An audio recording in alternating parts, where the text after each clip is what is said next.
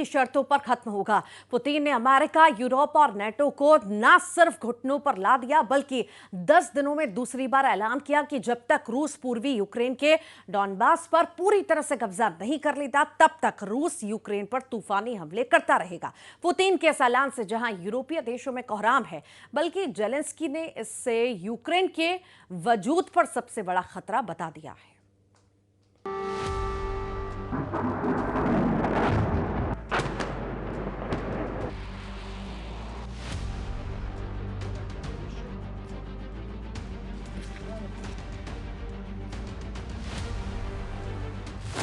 पचासी % जीता डॉनबास, 100% बारूदी हमलों से कब्जा। रूस यूक्रेन जंग को लेकर पुतिन के तेवर और यूक्रेन पर रूसी हमले बेहद खतरनाक साबित हो रहे हैं। ना तो ट्रंप पुतिन को समझा पाए हैं और ना ही यूरोप और नेटो के हथियार रूस को रोक पाए हैं। आप राष्ट्रपति पुतिन के मजबूत इरादों का इसी से अंदाजा लगा सकते हैं कि पिछले 10 दिन में दूसरी बार पुतिन ने डंके की चोट पर कह दिया कि अगर जेलेंस्की के यूक्रेन ने रूस को पूर्वी यूक्रेन का बड़ा हिस्सा, जिसमें डॉनबास का इलाका आता है, अगर नहीं दिया, तो रूस भीषण बारूदी हमले के दम पर पूरे डॉनबास पर ही कब्जा कर लेगा। तो वहीं दूसरी तरफ मॉस्को में पुतिन ने ट्रंप के दामाद और ट्रंप के विशेष दूत स्टीव विटकॉफ से मीटिंग के दौरान ही कह दिया था, जो शर्त और बातें 15 अगस्त 2025 को ट्रंप के साथ अलास्का मीटिंग में हुई थी, रूस उन शर्तों और बातों से रत्ती भर भी पीछे नहीं हटेगा। अब सबसे पेचीदी और खतरनाक स्थिति इस वक्त नेटो देश ब्रिटेन, फ्रांस और जर्मनी की होती जा रही है, जो कहीं ना कहीं रूस से सीधी जंग में उलझते जा रहे हैं। दावा तो यहां तक किया जा रहा है कि ट्रंप ने पुतिन को एक तरह से ग्रीन सिग्नल दे दिया है ताकि वो पूर्वी यूक्रेन में तेजी से अपना मिशन पूरा कर ले। ऐसे हालात में रूस ने पूर्वी, दक्षिण पूर्वी और उत्तर और मध्य यूक्रेन के कम से कम 32 इलाकों पर भीषण हमले पिछले 3 हफ्तों में ही कर दिए। फिलहाल पुतिन ने भारतीय मीडिया को मॉस्को में दिए गए बयान में एक बार फिर से नेटो, यूरोप और यूक्रेन को खुला चैलेंज दिया है कि रूसी सेना को या तो बिना युद्ध के पूरा डॉनबास का इलाका सौंप दो, वरना रूस बारूदी हमलों से 100% डॉनबास पर पूरी तरह से कब्जा कर लेगा। 100% डॉनबास जीतेंगे पुतिन, बात से मानो वरना बारूदी हमला। अगर देखा जाए तो 4 साल की रूस यूक्रेन जंग में पूर्वी यूक्रेन पर सबसे ज्यादा हमले रूसी सेना कर रही है। खास तौर से डॉनबास प्रांत पर, जो पूर्वी यूक्रेन का एक बहुत बड़ा इलाका है। डोनेस्क और लुहांस्क दोनों इलाकों को मिलाकर जो इलाका बनता है वही डॉनबास कहलाता है। और इसी डॉनबास पर पुतिन की नजरें गड़ चुकी है, जो लगातार डोनेस्क और लुहांस्क में हमले कर रहे हैं। रूसी सेना के कमांडरों को सख्त आदेश है कि वो सबसे पहले डॉनबास के पूरे इलाके पर कब्जा करें, ताकि यूक्रेन, नेटो और यूरोप पर युद्ध विराम का जबरदस्त दबाव बनाया जा सके। और यही वजह है कि रूस ने 21 अक्टूबर 2025 के बाद से यूक्रेन के कम से कम 20 से 25 शहरों पर बड़े मिसाइल और ड्रोन से हमले किए। पूर्वी यूक्रेन का Pokrovsk, Kupiansk, Luhansk, Donetsk, Kherson, Kharkiv, Sumy, Chernihiv और जापोरेजिया पर इस वक्त रूस के भीषण हमले चल रहे हैं। लेकिन इन सभी जगहों में से पूर्वी यूक्रेन का डॉनबास, जो कि डोनेस्क और लुहांस्क को मिलाकर बना है, उस पर तो पुतिन कब्जा करना चाहते हैं। और यही वजह है कि यहां पर रूस महीनों से तूफानी हमले करने में जुटा है। जरा इन आंकड़ों पर भी नजर डालिए। दिसंबर 2025 तक रूस ने डॉनबास के डोनेस्क पर फोकस किया है, जहां 1,70,000 से 2,20,000 से ज्यादा रूसी सैनिक जंग कर रहे हैं।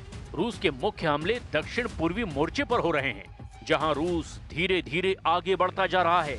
वहां पर रूसी सेना यूक्रेनी सेना पर हर दिन औसतन 40 से ज्यादा हमले कर रही है, जिनमें ड्रोन, ग्लाइड बम और तोपखाने भी शामिल हैं। अब तक के रूसी मिसाइल और ड्रोन हमलों की कुल संख्या यूक्रेन पर 37,000 से भी ज्यादा बताई जा रही है, जिनमें से बड़ा हिस्सा पूर्वी यूक्रेन के डॉनबास पर केंद्रित है। CSIS के अनुसार 2022 से नवंबर 2024 तक रूस ने 5,000 से ज्यादा मिसाइलें और 20,000 से ज्यादा ड्रोन यूक्रेन पर दागे थे। लेकिन साल 2025 में अब तक रूस ने 2024 के मुकाबले 2 गुने मिसाइल और ड्रोन हमले यूक्रेन पर कर दिए हैं। ISW के मुताबिक 2025 में रूसी सेना ने यूक्रेन के डॉनबास पर रोजाना 170 ज्यादा हमले किए हैं, जिनमें से 40% से ज्यादा हमले तो रूस के तोपखानों और ड्रोन से किए गए हैं।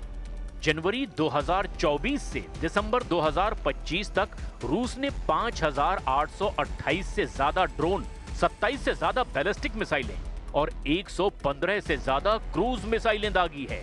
रूस के कुल हमलों में से डॉनबास पर ही 60 से 70% हमले किए गए हैं, यानी अकेले डॉनबास पर ही रूसी सेना 4,000 से ज्यादा घातक हमले कर चुकी है।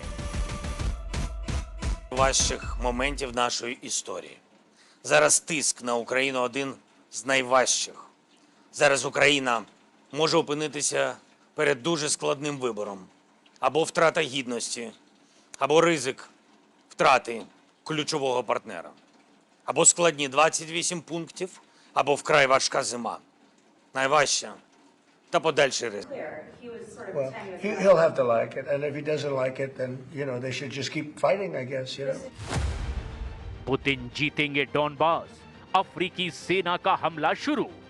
जो तस्वीरें अब सामने आई है वो बहुत हैरान करने वाली हैं और आंकड़े तो और भी ज्यादा हैरान करने वाले हैं। जरा देखिए पुतिन डॉनबास और पूरे पूर्वी यूक्रेन पर किस तरह से हमले कर रहे हैं। पुतिन ने हाल ही में डॉनबास को रूस का अविभाज्य हिस्सा बताया है और कहा कि रूस इसे 2025 के आखिर तक पूरी तरह से अपने कब्जे में ले लेगा। पुतिन यूक्रेन को डॉनबास से अपनी सेनाओं को पीछे हटाने की मांग भी कर रहे हैं, वरना वो बारूदी हमलों के दम पर यूक्रेन के पूरे डॉनबास को ही छीलने का दावा कर रहे हैं। पुतिन ने दावा किया कि डॉनबास में रूसी सेना जीत रही है और पोक्रोवस्क, मिर्नोहराद को भी घेर लिया गया है। रूस का दावा है कि उसकी सेनाओं ने इस साल यूक्रेन की लगभग 5,000 वर्ग किलोमीटर जमीन पर अब अतिरिक्त कब्जा कर लिया है। इधर रूस की अफ्रीकी सेना ने यूक्रेन के साथ साथ अमेरिका और यूरोप को भी हैरान कर दिया है। रूस ने अफ्रीकी देशों से भर्ती किए गए लड़ाकों को, जिन्हें अक्सर ब्लैक वॉर्नर्स कहा जाता है, उन्हें यूक्रेन की जंग में उतार दिया गया है। यूक्रेनी खुफिया एजेंसी यानी HUR और विदेश मंत्रालय के मुताबिक 2024 की गर्मियों से रूस ने अफ्रीकी भर्ती को मीट असॉल्ट यानी मानव लहर हमलों में भेजना शुरू कर दिया था। जनवरी 2025 की रिपोर्ट में दावा किया गया था कि सेंट्रल अफ्रीकी गणराज्य यानी कि CAR ने सैनिकों को यूक्रेनी फ्रंट लाइन पर भेजा है। जून 2025 में फ्रांस 24 की रिपोर्ट के मुताबिक सैकड़ों अफ्रीकी लड़ाके रूसी सेना में शामिल भी हो चुके थे। नवंबर 2025 में यूक्रेन ने 1,436 से ज्यादा अफ्रीकी नागरिकों को रूसी सेना में लड़ते हुए पहचाना भी है। रूस की तरफ से यूक्रेनी सेना पर अफ्रीकी लड़ाकों के ये हमले पूर्वी यूक्रेन के डॉनबास में हो रहे हैं। यूक्रेन के विदेश मंत्री आंद्रेई सिबिहा के मुताबिक अब तक 1,436 अफ्रीकी लड़ाकों को पहचाना जा चुका है, लेकिन वास्तविक संख्या ज्यादा हो सकती है। ये रूस की घरेलू भर्ती की कमी को पूरा करने के लिए किया जा रहा है। दावे के मुताबिक रूस की तरफ से लड़ रहे अफ्रीकी लड़ाके केन्या, दक्षिण अफ्रीका, युगांडा, घाना, सेनेगल, कैमरून, सेंट्रल अफ्रीकी गणराज्य, सिएरा लियोन और सोमालिया जैसे देशों से आ रहे हैं।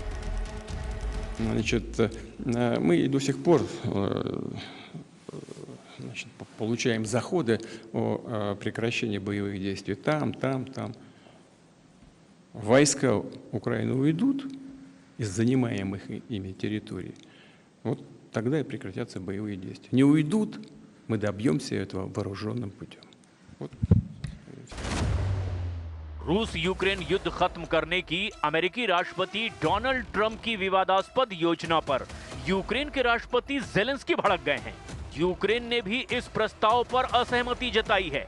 ऐसे में प्रस्ताव के लागू होने से पहले ही अब विवाद और ज्यादा बढ़ गया है। अमेरिकी सीनेटरों ने भी इसकी कड़ी आलोचना की है। वहीं जर्मनी के फ्रेडरिक मर्ज ने तो दो टूक कह दिया है कि नेटो किसी भी कीमत पर रूस को जंग नहीं जीतने देगा। यूरोपियन यूनियन की विदेश नीति की प्रमुख काजा कैलस ने भी चेतावनी दी है कि अगर यूक्रेन को दबाया गया तो नतीजे बहुत खतरनाक होंगे। It is clear that Russia does not want peace, and therefore we need to make Ukraine as stronger as possible in order to them to be ready to stand up for themselves in this very, very difficult time. It could be a pivotal week for diplomacy. कुल मिलाकर रूस पूर्वी Ukraine का Donbas पूरी तरह से जीतने में जुटा हुआ है और पुतिन ने जिस तरह से डॉनबास को लेकर ऐलान किया है उससे तो ये तय है कि रूस किसी भी कीमत पर यूक्रेन को डॉनबास से खदेड़ने के लिए जंग करता रहेगा।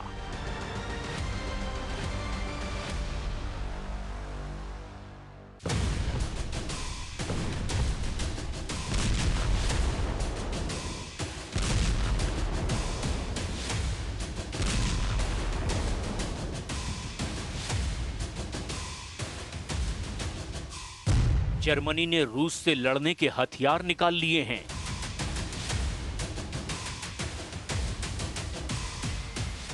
एस्टोनिया ने पुतिन से युद्ध के लिए सेना उतार दी है।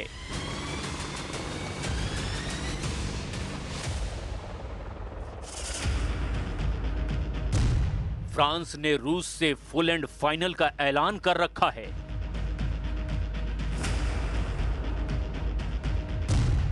पुतिन को ब्रिटेन ने परमाणु वार्निंग दे डाली है।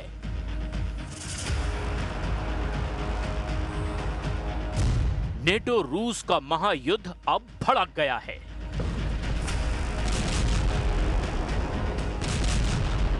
यूक्रेन में पुतिन की आसान जीत को जिन्होंने मुश्किल बना रखा है वो नेटो देश अब आक्रामक हो गए हैं। नेटो ने रूस को हराने के लिए सीधे युद्ध में कूदने के सिग्नल दे दिए हैं। ये देखिए पहला हथियार जिसे जर्मनी ने रूस के बढ़ते खतरे के बीच वॉर जोन में तैनात कर दिया है। जर्मनी के मिलिट्री बेस अचानक बहुत ज्यादा एक्टिव हो गए हैं। जर्मनी की पूरी फौज हाई अलर्ट पर है। जर्मनी का एक एक अड्डा इस वक्त युद्ध के लिए तैयार किया जा रहा है क्योंकि यूक्रेन का फ्रंट अब ना जेलेंस्की के बस की बात रही ना ही डोनाल्ड ट्रंप के। अब पुतिन से टकराएगा दुनिया का सबसे ताकतवर सैन्य संगठन नेटो।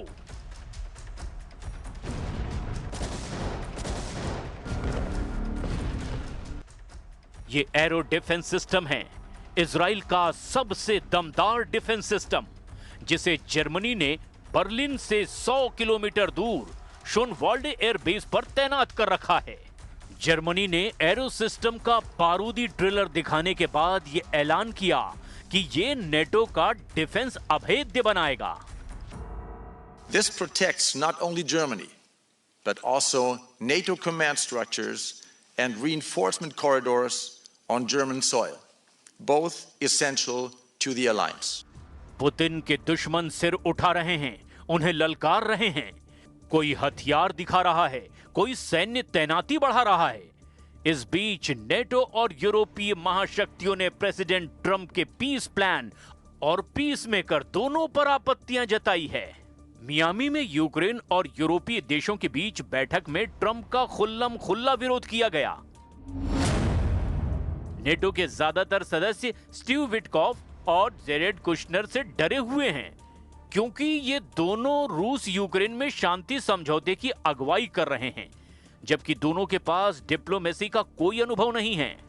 स्टीव विटकॉफ न्यूयॉर्क के रियल एस्टेट कारोबारी हैं, वहीं जेरेड कुशनर की काबिलियत उनका ट्रंप का दामाद होना है। ट्रंप ने रूस यूक्रेन पीस डील का जिम्मा मार्क रूबियो की जगह जब से इन दोनों को सौंपा है, यूरोप में हड़कंप मचा हुआ है। कुशनर और विटकॉफ से नेटो और यूरोपियन यूनियन के सहयोगी बेहद नाराज हैं, जिसकी वजह एक टॉप सीक्रेट मीटिंग कॉल की ट्रांसक्रिप्ट लीक होना है, जिसमें German chancellor Friedrich Merz, French president Emmanuel Macron और प्रेसिडेंट व्लादिमीर जेलेंस्की पुतिन के खिलाफ प्लान बना रहे हैं। रिपोर्ट के मुताबिक उस बातचीत में चांसलर मर्ज और मैक्रों ने जेलेंस्की को साफ साफ चेतावनी दी कि ट्रंप पुतिन को जल्दबाजी में रियायतें देकर यूक्रेन को धोखा दे सकते हैं। लीक हुई ट्रांसक्रिप्ट में कई यूरोपीय नेताओं ने विटकॉफ और कुशनर का बार बार जिक्र किया। ट्रंप ने जिन्हें तुरूप का पत्ता बताया, उन पर ही नेटो को यकीन नहीं है, जबकि नेटो और यूरोप रूस के साथ डील में अमेरिका के विदेश मंत्री मार्क रूबियो की गैर मौजूदगी चाहते हैं। मार्क रूबियो ने पुतिन के साथ पीस डील में बड़ी मुश्किलों में डाल दिया था। रूबियो सबसे पहले युद्ध रोकने की शर्त पर डटे थे। रूबियो ने युद्ध समझौते के बाद यूक्रेन को दोबारा मजबूती देने की वकालत की थी। हालांकि ट्रंप के नए पीस प्लान में ऐसा कुछ नहीं दिख रहा है। उधर पीस डील फाइनल होने से पहले ही जेलेंस्की को नेटो कई तरह से तसल्ली देने की कोशिश में जुटा है। नेटो के टॉप मिलिट्री कमांडर ने रूस के हाइब्रिड हमले का मुंहतोड़ जवाब देने का भी ऐलान किया है। Those hybrid threats are a real issue, and I do think that we can anticipate more of that happening. So I mentioned the UAS activity. We saw the UAS events and spilling over into Poland recently. We've seen the sabotage on the Polish railway. All of those things are part of this hybrid network of activity. Some of it reckless, some of it intentional, but it doesn't really matter to me. It's something that we have to be able to respond to. So first off, I think it's important that we attribute it and that we say that, yeah, we know that Russia is behind some of this. Maybe not all of it, but certainly some of it. And our public should know that. अब जरा ये तस्वीर भी देखिए। President Zelensky को Trump के खिलाफ भड़काने वाले लीडर एक साथ हैं। असल में ये सभी लीडर पुतिन के फ्यूचर प्लान से खौफ में हैं। रूस से निपटने के लिए यूरोपीय देशों में मेगा बजट वाली डिफेंस डील हो रही है। ब्रिटेन ने नॉर्वे के साथ एक बड़ा रक्षा सौदा किया है। यह डील ऐसे समय में हुई है जब रूस के बढ़ते खतरे के बीच नॉर्वे ने ब्रिटेन से 10 बिलियन पाउंड यानी करीब 13 बिलियन डॉलर के जंगी जहाज खरीदे हैं। इस नई डील से ब्रिटेन और नॉर्वे की नौसेनाएं नॉर्थ अटलांटिक में साथ साथ काम करेंगी। दोनों देशों के बीच मेंटेनेंस, टेक्नोलॉजी और हथियार भी साझा किए जाएंगे। उधर पुतिन ने ट्रंप के बनाए पीस प्लान पर समझौते का मन बना रखा है, जिससे रूस को यूक्रेन का बड़ा हिस्सा मिल जाएगा। लेकिन इस शर्त को नेटो के 30 देश मानने को तैयार नहीं हैं। सवाल है कि क्या पूरे यूरोप को लग रहा है कि ट्रंप ने पुतिन की युद्ध विराम वाली शर्तों को मानकर एक तरह से यूक्रेन के साथ